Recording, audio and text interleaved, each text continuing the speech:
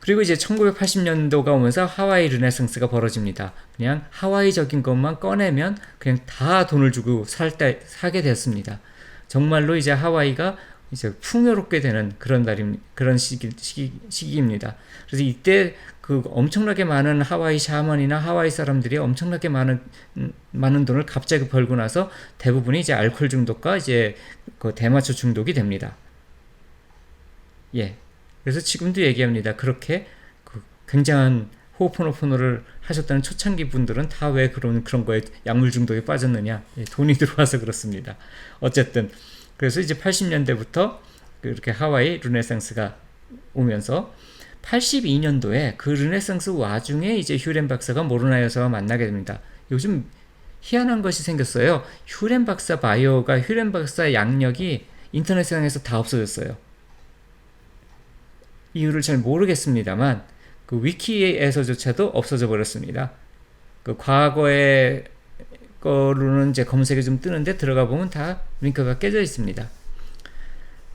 지금 그나마 바이오로 남은 거는 이제 저 포르투갈어로 된 몇 개 정도 사이트에 그 휴렌 박사 바이오가 남아 있고, 휴렌 박사가 호오포노포노 쪽하고 이제 전혀 이제 활동을 안 하는 걸로 이제 완전하게 뭐 리타이어 했다 그러는데, 뭐 그 심정을 모르는 건 아닙니다. 왜냐하면 이렇게 자기 개발이나 이런 것에 굉장히 많이 관심을 갖고 돈을 쓰는 많은 분들이 그렇게 그 심리적으로 그 건강하시지 않은 분들이 많다 보니까 이제 그러니까 이제 그냥 완전히 그 은둔으로 모드로 바꾸신 것 같습니다. 그래서 이제 지금 뭐죠, 저기 셀프 아이덴티티 스루 호오포노포노 거기 그 단체 시스죠. 그 시스에 직접 문의해도 이제 휴렌 박사는 이제 완전히 은퇴를 해서 호오포노포노 관련 일을 하지 않는다, 이런 답을 하고 있습니다.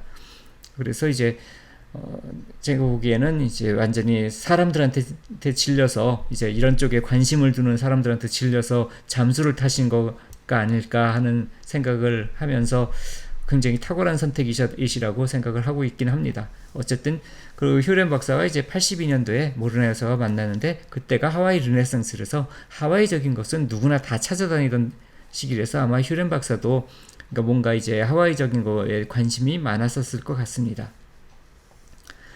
그리고 이제 86년도에 빅토리아 슈크가 이제 호오포노포노 연구 발표를 하게 됩니다. 이게 왜 중요하냐면요, 아까 나왔던 나나 이케쿠무를 쓴, 그러니까 이거를 만들게 됐던 그 케오라 에스프릿이 계속해서 연구를 더 한 겁니다. 그래서 계속해서 더해서 그 연구 결과를 86년 그 연구 결과를 이제 빅토리아 슈크라는 사람이 이제 그 발표를 하게 된 거죠. 실제로는 이제 그 케오라 에스프릿이 그 연구한 내용들입니다. 그러니까 86년도까지면요, 시작이 63년도인데 83년도면 23년간 연구한 결과가 되겠죠.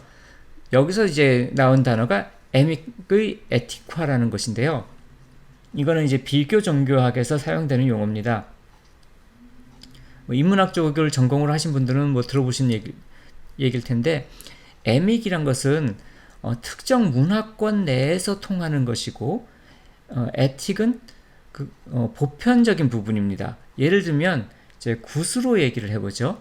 그 한국의 무당의 굿이라고 하면 그 에믹의 레벨에서는 우리는 그게 이제 이렇게 주술적으로 또는 이제 민속학적으로 한국 사람들이 갖고 있는 한이라든지 이런 것들을 풀어주는 그런 역할을 한다. 그러면 에믹의 레벨입니다. 근데 그것이 아니라 그 사회 공동체, 작은 그 마을 공동체 규모에서의 갈등을 해소하는 그러한 어떤 모임과 같은 모임이나 축제 이런 것이다 하면 이건 보편적으로 전 세계적으로 발견되는 내용들이거든요. 그러니까 공동체 구성원들의 그 갈등 요소를 해결하는 방법. 그렇다 그러면 이제 그거를 에틱이라고 합니다. 그러니까 호오포노포노는 그 에믹의 레벨에서 주술적인 구판의 레벨에서 심리치료의 영역인 에틱으로 바뀌게 되는 거고요. 휴렌 박사가 이제 관심을 갖게 됐던 거가 이제 아마도 대부분의 심리 치료를 하는 분들이 이미 63년도부터 연구가 되고 있는 캐로라 에스피릿의 그 방법론, 이렇게 주술적인 내용인데 이것이 효과가 있다라고 말하는 부분, 그거를 이제 어떻게 받아들이고 있었냐면요. 그 외진, 그러니까 심리적인 문제는 인간 간의 관계 때문인데, 그 내부인들, 다시 말하면 하와이 원주민들 간의 그런 사회 갈등으로 인한 심리적인 문제는 호호포노포노로 해결해야 되고, 외지인과의 갈등 때문에 생기는 것은 그 서양 심리학으로 치료를 하는 것이 좋다는 것이 이 당시의 사회 분위기였습니다. 그렇기 때문에 모든 심리학을 공부하는 사람들은 양방향을 연구할 수밖에 없어서 하와이 원주민들이 대세이기 때문에 그 하와이 원주민들의 그 국뽕을 만족시켜주는 치료를 해야 되니까 호호포노포노를 배울 수밖에 없었던 거고, 그래서 모르는 여자를 만났을 때 이상한 여자라고 생각하면서도 그 다음에 또 갔던 이유가 이제 가서 배워야만 하는 상황이었던 거죠. 그래서 이제 가서 배우게 됐는데, 어쨌든 두 분이 굉장히 큰 그 세상에 혜택을 주는 연구 결과를 만든 건 사실입니다. 어쨌든 이제 86년도에 이제 그 에미게 에티화가 되고, 그것의 완성태가 이제 90년도에 그 시스 호포노포노의 이제 베이직 1과정, 2과정, 3과정까지인데 3과정은 잘 모르겠습니다. 왜냐면 1과정, 2과정까지는 공개가 되어 있는데 3과정까지 그 텍스트북을 만들었다고 되어 있는데 3과정은 한 번도 교습된 적은 없었던 것 같습니다. 근데 1과정과 2과정은 모두 다 호호포노포노 12단계의 응용입니다. 그래서 12단계의 연장선상에서 그 베이직 3편도 있지 않을까라고 생각을 하고 있습니다. 자, 그러면 이제 호호포노의 구조입니다. 이제 9판의 구조가 되는 거죠. 하와이 9세 구조. 그래서 이거는 이제 그 메어리 카웨나 푸쿠이가 전승했고, 캐로라 에스피릿이 정리를 한 것입니다. 그래서 이게 4개의 스테이지로 이루어져 있는데요. 첫 번째 스테이지는 이제 오프닝 스테이지라서 공동체 지도자, 여기서 공동체 지도자라는 것이 꼭 카우나라는 용어를 쓰지도 않지만 카우나일 필요는 없습니다. 그러니까 이것이 그 호호포노포노는 아까 마을 공동체처럼 작은 단위의 공동체에서 통행하는 것이었거든요. 그래서 그 마을 단위의 공동체의 지도자가 이제 신께 기도하고, 그리고 어떤 문제를 해결하기 위해서 우리가 지금 모였다라고 얘기하는 건데요. 지금 이게 그 메어리 카웨나가 이제 자기가 이걸 참여했을 때 얘기한 거가, 자신은 이미 기독교인이다 라고 얘기를 했습니다. 근데 그 개신교 초창기 버전, 성공회도 동일하게 공유하고 있는 초창기 버전에서 그 7성사 중에 2성사인 세례성사와 성체성사만 그 성경의 바탕이 된다 그래서 받아들였고요. 나머지는 성사로 받아들이지 않았습니다. 그러니까 당연히 고해성사도 의미가 없다고 본 거죠. 그 어떤 인간도, 사제건 뭐건 어떤 인간도 신을 대리해서 타인의 죄를 용서해 줄 수 없다라고 본 겁니다. 그러면 누가 용서해 줄 수 있느냐? 신만이 용서해 줄 수 있고, 그 신의 일부는 삼위일체이신 성령님이 직접 개인을 용서해 주시는 거니 스스로가 해결을 해야 된다라는 것이 첫 번째 단초였고요. 그렇지만 이제 그것이 고대 교회에서는 어땠을까라고 봤더니, 고대 교회에서는 고해성사와 비슷한 양식이 있었는데, 그것이 교회 공동체에서 모여서 그 잘못된 문제라든지 이런 것들을 그 목회자가 이제 중심이 되어서 그렇게 그 공동체 내에서 여러 사람한테, 고해성사가 조그만 고해실에 들어가서 사제와 그 신자 한 사람이 그렇게 들어간 것이 아니라 그 두 사람의 대화에 그 관련된 모든 교인들이 같이 모여서 그 고해성사가 진행되는 그러한 방식이 맞다라고 되어 있거든요. 아마도 그 형식이 많이 들어온 거라고 생각을 합니다. 어쨌든 그래서 여기서 신께 기도하는데, 이때 신은 여호와 하나님입니다. 예, 거기 나와 있는 그 문장에 보면 여호와께 기도를 드립니다. 예, 굉장히 하와이적이죠.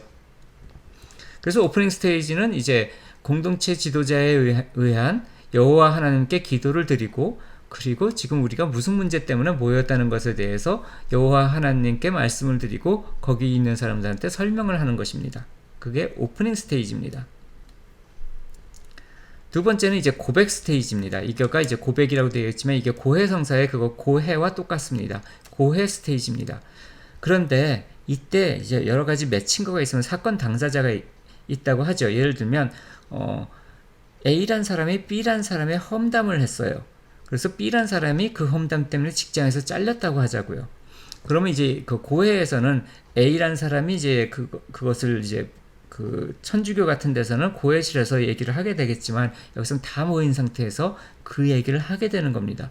근데 그거를 A란 사람이 피해를 준 B한테 얘기하는 것이 아니라 A란 사람이 공동체 지도자한테 얘기를 하는 겁니다. 그러니까 디베이트에서 서로가 서로한테 그 논쟁을 하는 것이 아니라 그 청중한테, 저지한테 얘기를 하듯이 여기서 이제 공동체 지도자한테 제가 이런 식으로 얘기를 했는데 그 얘기를 한 이유는 이렇고요, 저렇고요. 자기 입장에서 스스로 변론을 하든 뭐 하든 자기 입장에서 그 얘기를 합니다. 그럼 그 반론을 B란 사람이 그 반론을 A한테 하는 것이 아니라 그 반론을 또 공동체 지도자한테 하는 겁니다. 둘이서는 서로 말을 섞지 않는 거예요. 말을 섞으면 당연히 싸움이 나겠죠. 그렇게 해서 또 얘기를 합니다. 그리고 또 둘이서 몇 번씩 얘기를 하면 나머지 사람들이 듣다가 그 공동체 지도자가 자 그러면 다른 사람들의 의견은 어떠냐? 그러면 다른 사람들도 또 A와 B한테 얘기하는 것이 아니라 자기 생각을 공동체 지도자한테 또 얘기하는 겁니다. 다 저지에 해당하는 공동체 지도자한테 얘기를 하면 그 공동체 지도자가 듣고 또 서로 간의 말을 듣죠. 그 누가 자기한테 얘기를 하지 않을 뿐이지 무슨 말을 하고 있는지 다 얘기를 들으면 그걸 듣고 그 다음에 공동체 지도자가 다시 조금씩 설득을 하거나 그 프레임을 바꿔가면서 두 사람의 갈등 요소를 해결할 수 있는 그런 곳으로 점점 접근하도록 대화를 유도해가는 겁니다. 그래서 대화가 유도가 되면서 이제 해결 스테이지로 넘어가면 그때서야 이제 그 제대로 된 고백, 내가 잘못했습니다 라는 고백하고 서로 간에 용서를 하고 서로 간에 마음에 맺힌 것을 해방을 주고받고 그런 다음에 이것 때문에 신의 그 뜻에 어긋난 삶을 살았던 것에 대해서 잘못했다고 여호와 하나님께 용서를 구하고요. 그러고 나면 이제 클로징 스테이지에 해결된 부분 이렇게 돼서 우리가 이걸 해결했다는 것을 요약 정리 다시 해가지고 그렇게 하고 신께 보고를 하고 여호와 하나님께 보고를 하고 서로에게 감사를 하고 마무리하는 것, 이것이 호오포노포노의 모습입니다. 이걸 이해를 하고 나서 모로나 여사의 호오포노포노를 이해해야 돼요. 모로나 여사가 쓴 글에 굉장히 많이 나오거든요. 내 호오포노포노는 이전 호오포노포노와 달리 내가 개인이 스스로가 혼자서 할 수 있도록 만든 것이다. 이제 기독교적인 요소를 가능하면 좀 피하려고 노력을 했다. 뭐 이런 얘기를 하는 것이 이거를 바탕으로 이것에 대해서 얘기하는 것입니다. 왜냐하면 아까 말한 무수하게 많은 호오포노포노가 다 여기서 나왔기 때문입니다. 단편적으로 전해지는 주술적인 것을 하나의 틀 안에 들어서 여기서 공동체 지도자가 사이사이에 주술도 사용을 하고 사이사이에 기도문도 읽고 사이사이에 뭐 찬송가를 부르기도 하고 사이사이에 북을 치고 뭐 입신을 해서 갑자기 공수를 내리기도 하고 이런 것들이 이 사이사이에 들어가서 행해지게 됩니다. 그리고 그 모르나에서나 휴렌 박사가 가끔씩 뜬금없이 뭐 당신은 전생의 말미잘이었다든지 뭐 이런 뜬금없는 소리를 하는 것처럼 이렇게 영적인 것을 자기가 경험하는 그러한 인스피레이션이라고 말하는 그 인스피레이션을 선포하기도 하고 이런 것들이 이 4단계 구조 안에서 결국은 3단계에 접근하기 위해서 세 번째를 해내기 위해서 그런 방법들을 다 사용하게 되는 겁니다. 그게 이제 호오포노포노라는 구시대입니다. 그래서 악기도 사용하고 음식도 사용하고 그리고 정령이나 이런 것들도 부릅니다. 그래서 이제 뭐 그 산초초목의 그 신을 부르기도 하고 그 땅의 토지신을 부르기도 하고 터신을 부르기도 하고 조상신을 부르기도 하고 다 합니다. 그렇게 되어 있는 구조가 이제 호오포노포노의 원래 모습이 됩니다. 이거를 이해하고 나서 그 다음 단계로 넘어갈 수 있게 됩니다. 그래서 좀 작게 되어 있지만 이게 그 흐름도입니다. 이렇게 흐름도로 정리한 것이 빅토리아 슈크가 그 호오포노포노 하와이 문제 해결 방법이라고 해서 1986년도에 출간한 아까 그 20몇 년 동안 연구된 결과라고 하는 그걸로 정리가 된 겁니다. 자세히 보시면 아까 제가 설명한 그대로가 됩니다. 그래서 이거는 그 좀 천천히 한번 이렇게 따라가면서 보시면 되고요. 이 구조를 그냥 여기서는 지도자가 있고 누군가가 이제 그 중개자가 있는데 그 개신교의 원래 원칙대로 각자가 스스로 혼자서 할 수 있도록 만들자라고 했던 게 모르는 회사의 호오포노포노가 됩니다. 모르는 회사가 기독교적인 것을 피한 것은 거의 없습니다. 모르는 회사는 성공의 신자이면서 카톨릭 학교를 나왔습니다. 그래서 완전히 뼛속까지 기독교인입니다. 모르는 회사가. 그래서 이제 모르는 회사 기도문인가 어디 보면 예수의 이름으로 기도드립니다. 뭐 이런 구절도 나옵니다. 근데 그거를 한국에 번역된 책에 보면 초창기 때는 예수의 이름으로 그랬다가 그게 말이 안 된다고 생각했는지 그 두 번째 판본부터는 번역된 거에 ES의 이름이라고 해서 ES가 뭔지 모르게 그렇게 해놨습니다. 그 ES라고 되어 있는 거는 그 책의 원본이 일본어기 때문입니다. 모르는 회사의 호포노포노는 얼마 전까지 그렇게 미국의 휴런 백사하고 모르는 회사의 호포노포노는 미국에서 비주류였고 거의 아는 사람도 없었습니다. 조비테일의 그 책이 2000년대에 그 책이 나오기 전까지는 전혀 아무도 알지 못하는 내용이었습니다. 그럼 어디서 유명했냐면 일본에서 유명했습니다. 지금 한국에 번역된 대부분의 책들이 일본어로 먼저 나오고 한국보다도 영어로 미국에 나온 것이 더 늦습니다. 더 나중에 나와요. 한국보다. 일본에서 조혜련 씨가 일본에서 개그맨 활동을 하면서 그 한국으로 가지고 들어왔죠. 그렇게 해서 호포노포노가 한국에 전파가 됐고 오히려 미국 본토보다 더 빨리 전해졌습니다. 한국에. 그래서 미국 내에서 저도 미국에 있을 때 호포노포노를 그냥 이렇게 단어로만 알아들었지 전혀 뭐 들어본 적이 없었습니다. 이 호포노포노 자체가 후나는 들어봤어도 그러니까 본토에는 전혀 알려지지 않았던 그런 내용들이었고요. 하와이 내에서도 그렇게 주류는 아니었습니다.